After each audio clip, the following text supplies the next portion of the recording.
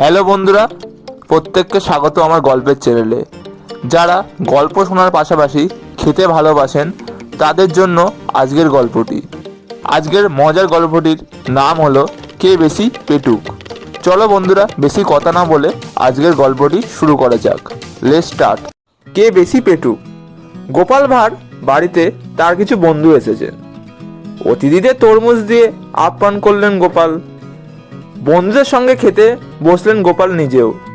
গোপাল ভাঁড়ের পাশেই বসেছিলেন তার এক দুষ্টু বন্ধু।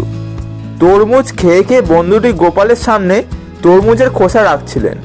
খাওয়া শেষে দেখা গেল গোপাল ভাঁড়ের সামনে তরমুজের খোসা স্তূপ। দুষ্টু বন্ধুটি অন্যদের বললেন, দেখেছেন কাণ্ড, গোপাল ভাঁড় কেমন পেটুক, তার সামনে তরমুজের খোসা স্তূপ হয়ে গেছে। গোপাল ভাঁড় এসে বললেন, আমার বন্ধুটির সামনে দেখেছি একটা খোসাও নেই, উনি খোসা শুদ্ধই খেয়েছেন। এখন আপনারাই বলুন কে বেশি পেটুক। বন্ধুরা, কারা কারা তরমুজ খেতে ভালোবাসেন অবশ্যই কমেন্ট করে জানাবেন, এবং গল্পটি ভালো লাগলে অবশ্যই লাইক এবং শেয়ার করে দেবেন। দেখা হচ্ছে পরবর্তী ভিডিওতে। আজকের মতোই গুড বাই।